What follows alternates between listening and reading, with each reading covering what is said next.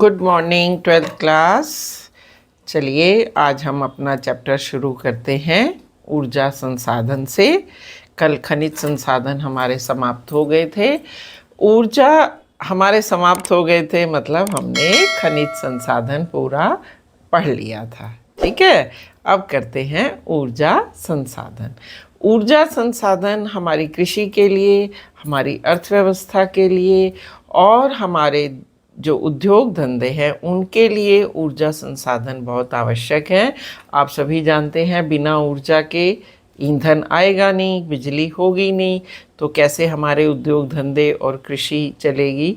तो क्योंकि कृषि और उद्योगों का हमारी अर्थव्यवस्था में एक बहुत महत्वपूर्ण स्थान है और इनको चलाने के लिए खनिज ईंधन जो है वो बहुत महत्वपूर्ण है।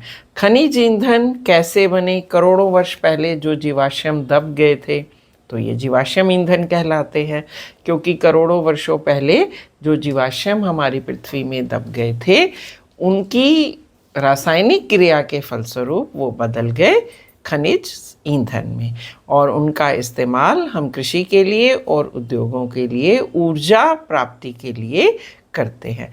अब ये सारे जो हैं वो हैं पारंपरिक साधन। आप 9th-10th में पढ़ के आए हैं।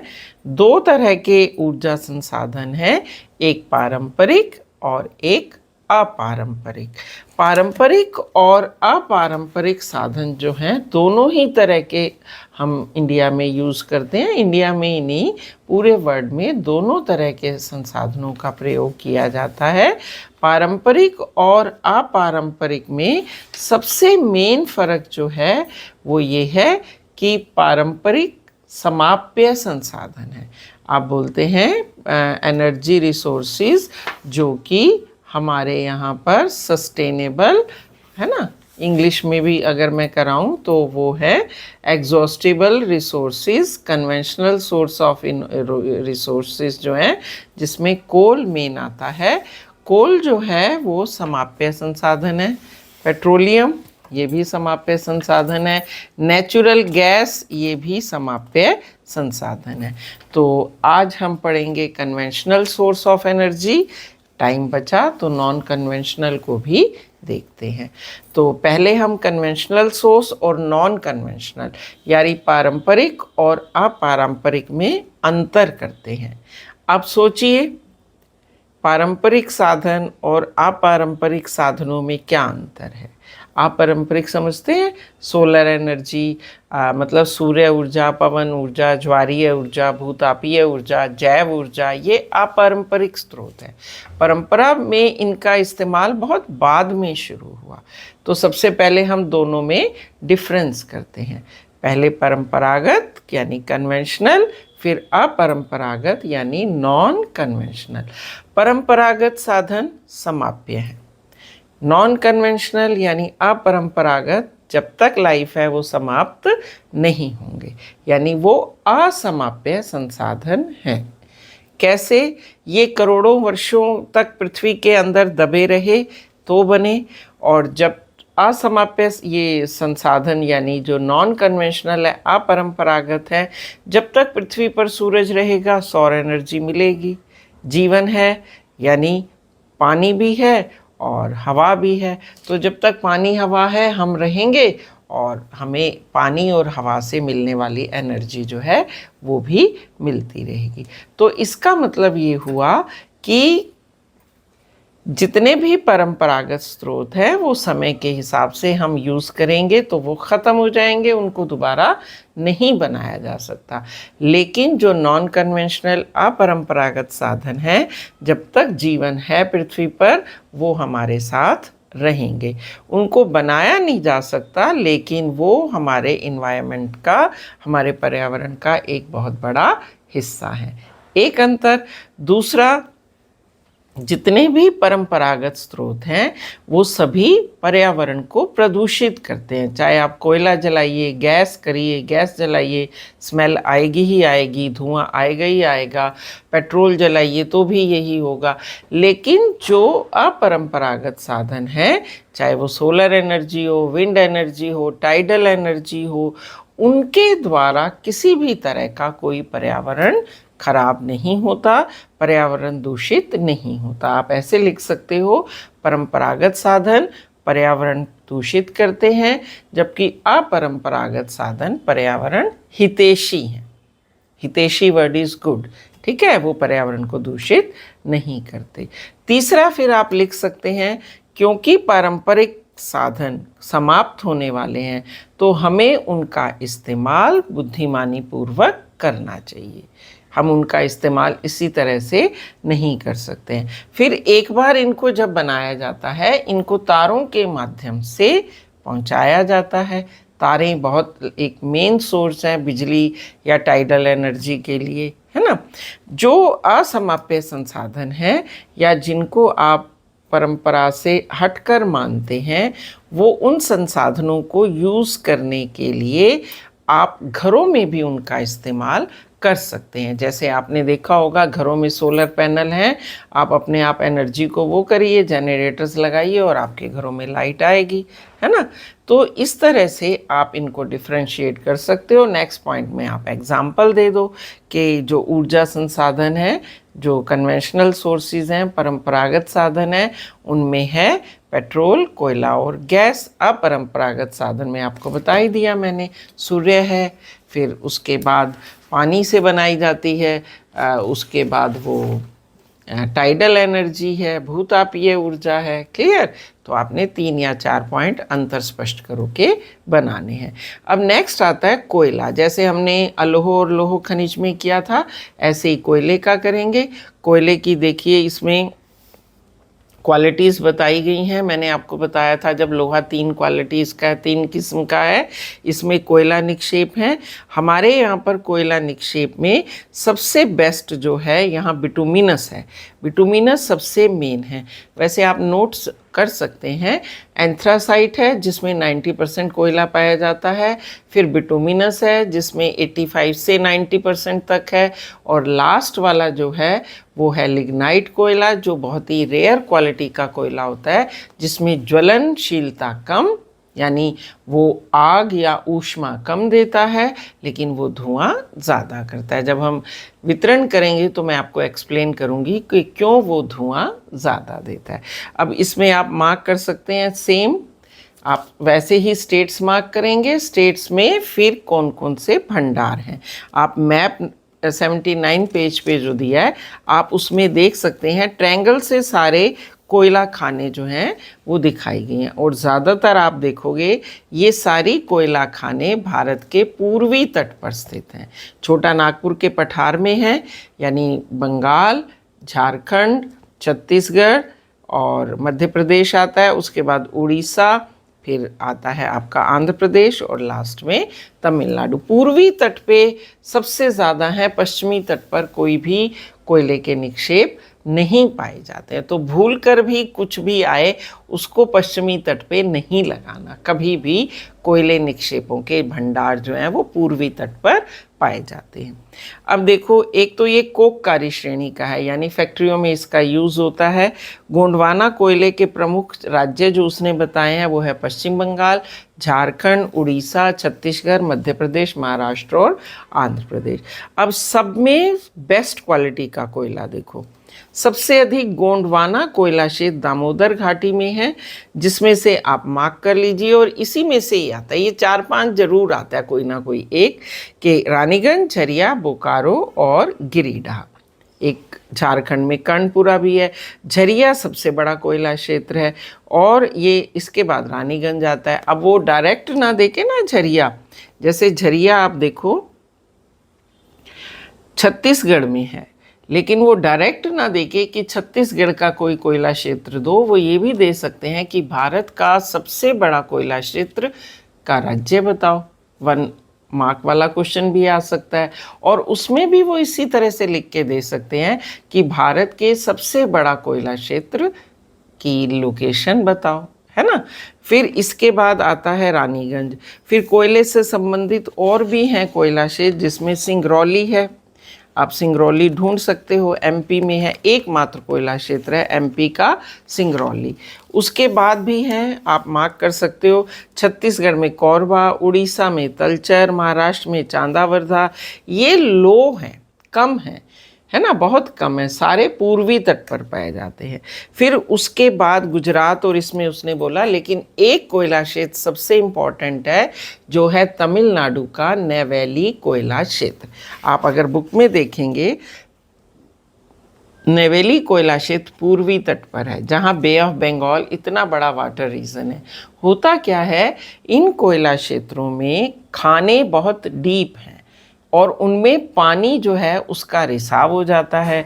आपको पता ही है, लकड़ी और कोयले पे किसी पे भी पानी पड़ जाएगा तो उसके बाद वो कोयला धुआं देगा ही देगा। गीली लकड़ी जलाओ तो भी धुआं देता है, तो गीला कोयला जलाओ तो भी वो धुआं ज़्यादा देता है और उसकी ज्वलन क्षमता यानी ऊष्मा कम हो जाती है। इसीलिए मैंने बताया आपको, ये सबसे कम क्वालिटी यानी रेयर क्वालिटी का कोयला है, और जिसको कहते हो गुणों के हिसाब से इसमें ज्वलनशीलता कम है।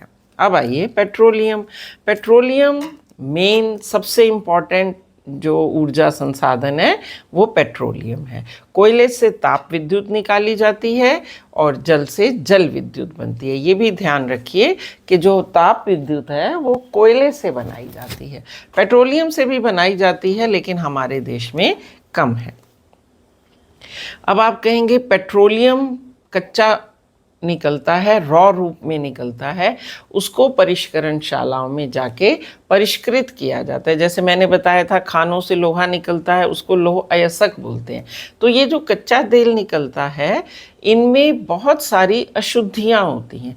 आप पानी भी नीचे से निकालोगे तो अशुद्ध होता है, तो पेट्रोलियम में तो बहुत सारे जैव अजैव पदार्थ होते हैं, तो उनको परिष्कृत किया जाता है परिष्करणशालाओं में, जिनको आप बोलते हैं ऑयल रिफाइनरीज या तेल परिष्करणशालाएं। तो जहाँ जहाँ पर तेल के कुएं हैं, आसपास तेल परिष्करणशालाएं भी स्थापित की गई हैं, ताकि उन तेल परिष्करणशालाओं में तेल को परिष्कृत किया जा सके।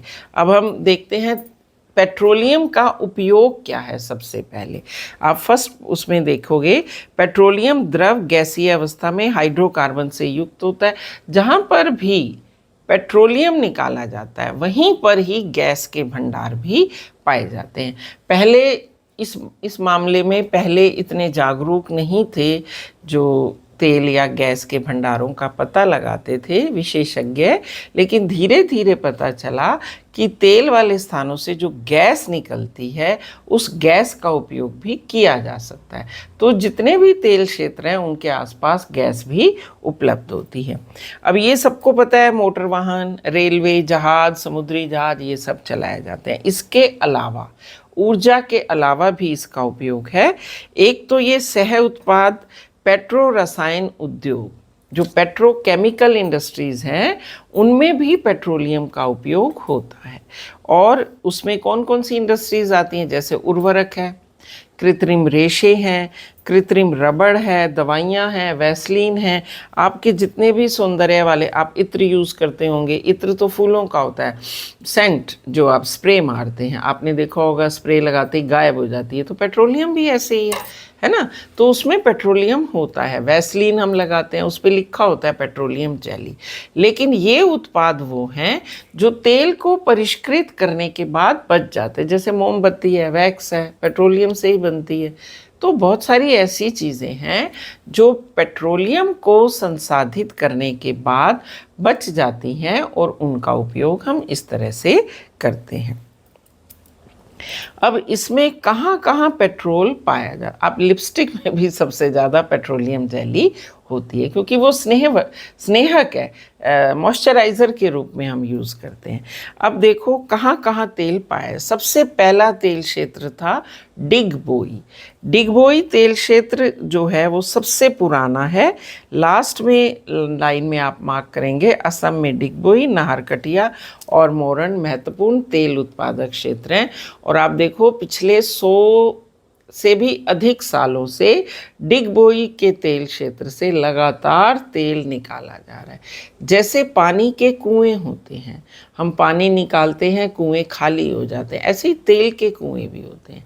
लगातार हम तेल उसमें से निकालते रहेंगे, अल्टीमेटली कई बार वो बिल्कुल खाली हो जाते हैं। लेकिन डिगबोई तेल क्षेत्र इतना पुराना है कि जब से खनन हुआ 1956, तब से लेके अब तक लगातार इसमें से तेल निकाला जा रहा है। तो 75 ईयर्स तो ऑलमोस्ट हो गए।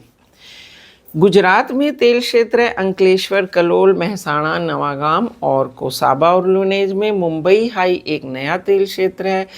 बहुत ही मेरे ख्याल से 80s के बाद बॉम्बे हाई जो तेल क्षेत्र था वो डेवलप हुआ। पहले कोई सोच भी नहीं सकता था कि पानी में भी तेल के भंडार होंगे, और भंडार ही नहीं होंगे, उनको निकाल भी सकते हैं हम। तो ड्रिलिंग टेक्निक आई, उसके बाद पानी में, नदियों में, हर जितनी भी नदियां हैं हमारी, उनके आसपास तेल के भंडार हैं। But these are reserve resources, हमने अभी उनमें से निकाला नहीं है, पर ये पता चल चुका है कि वहाँ तेल के भंडार हैं। अब इसके बाद आता है, ये देखिए 1973 में बॉम्बे हाई खोजा गया, 1976 में इसमें तेल जो है वो निकालना शुरू हुआ। फिर उसके बाद पूर्वी तटों पर कृष्णा, गोदावरी, कावेरी के बेसिनों में भी अन्वेषणात्मक, मैंने बोला ना रिसर्च के द्वारा फाइंड कर लिया गया है, दे नो कि वहाँ रिसोर्सेज हैं पेट्रोलियम के, लेकिन उनको यूटिलाइज नहीं किया गया है। फिर तेल कूपों से निकाला जाता है, कुएं हैं, अपरिष्कृत तेल होता है, अशुद्धियों से परिपूर्ण होता है, उसके लिए फिर तेल क्षेत्र को तेल परिष्करण शालाओं में ले जाया जाता है। अब तेल परिष्करण शालाएं दो प्रकार से स्थापित की गई हैं, एक है क्षेत्र आधारित और एक है बाजार आधारित। क्षेत्र आधारित का मतलब है जहाँ पर तेल क्षेत्र है वहीं पर ही तेल के परिष्करण शालाएं बना दी गई। बाजार आधारित का जैसे मथुरा है, मथुरा के आसपास तेल नहीं पाया जाता है, लेकिन तेल वहाँ आता है, मतलब अपरिष्कृत तेल वहाँ आता है, फिर वो रिफाइन होता है और फिर वहीं से तेल को डिस्ट्रीब्यूट कर दिया जाता है। तो Mathura is the oil refinery which is based on market. कई एरिया बेस्ड होते हैं, यानी जहाँ तेल के कुएं हैं वहीं पर तेल शोधक कारखाने या परिष्करण शालाएं बना दी जाती हैं, और जो बाज़ार पे आधारित हैं वो बाज़ार को देखते हुए वहाँ स्थापित की जाती है। तो नॉर्थ में तो तेल नहीं पाया जाता, लेकिन आप देखोगे पानीपत, भटिंडा, मथुरा, ये सब, बरौनी, ये मध्य प्रदेश में बीना है, ये सब oil refineries they are based on market, क्योंकि इतनी ज़्यादा पॉपुलेशन है और सप्लाई होगा तभी तो पॉपुलेशन यूज़ करेगी ना। तो ये सारी तेल रिफाइनरीज जो हैं, ऑयल रिफाइनरीज, ये मार्केट या बाज़ार आधारित हैं। और देखो भारत में 18 तेल परिष्करण शालाएं हैं जिनका मैप ये 41 पेज पे दिया है।